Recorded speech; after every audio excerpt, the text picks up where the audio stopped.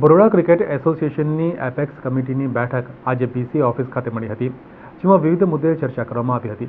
જે બેઠક બાદ બીસીએ દ્વારા એક પત્રકાર પરિષદનું આયોજન કરવામાં આવ્યું હતું, જેમાં બીસીએ પ્રમુખે વધુ માહિતી આપી હતી. બરોડા ક્રિકેટ એસોસિએશનની ઓપી રોડ પર આવેલ મુખ્ય ઓફિસ ખાતે એપેક્સની બેઠક મળી હતી, જેમાં પ્રોફેશનરોની નવનિયુક્તિ અંગેની ચર્ચા કરવામાં આવી હતી. આ બેઠકમાં બીસીએ દ્વારા યોજાનાર પ્રીમિયર લીગ T20 ક્રિકેટ મેચને લઈને પણ મહત્વની ચર્ચા કરવામાં આવી હતી. એપેક્સની મિટિંગ પત્યા બાદ બીસીએના પ્રમુખ પ્રણવ અમીન સહિતના સભ્યોએ પત્રકાર પરિષદ સંબોધી હતી.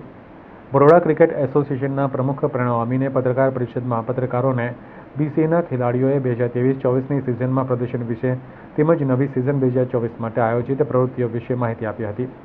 તેમણે જણાવ્યું હતું કે વડોદરાના ખેલાડીઓએ શ્રેષ્ઠ પ્રદર્શન કરીને નોકઆઉટ અને ક્વોલિફાઇંગ રાઉન્ડ સુધી પહોંચ્યા છે. વડોદરાના હાર્દિક પંડ્યા, યશિકા ભાટિયા અને રાધા યાદવ ભારત તરફથી રમી રહ્યા છે. હાર્દિક પંડ્યા, કૃણાલ પંડ્યા, શિવાલિક શર્મા અને આકાશ સિંહની વિવિધ આઈપીએલ ટીમોમાં પસંદગી થઈ છે અને તેઓ રમે છે. બીસીએનું પોતાનું કૌટુંબિક સ્ટેડિયમનું બાંધકામ પૂર્ણ થઈ ગયું છે. હવે તે આગામી 25મી એપ્રિલ 2024થી કૌટુંબિક ખાતે અંડર-14 અને અંડર-16 છોકરાઓ પ્લસ અંડર-15 અને અંડર-19 છોકરીઓ માટે સમર કેમ્પ યોજવામાં આવી રહ્યો છે. We had an Apex committee meeting at the BCA. We have decided to go ahead with our own Premier League tournament.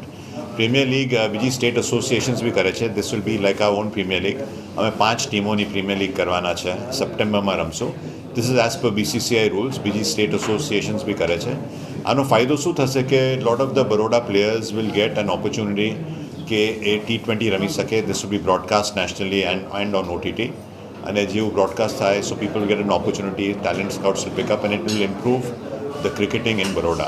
So we will start with the franchisee model first. Our state association will manage the tournament અને પછી અમે ટીમ્સને 2 વર્ષ પછી 2 કે 3 વર્ષ પછી જેવું tournament start થાય ત્યારે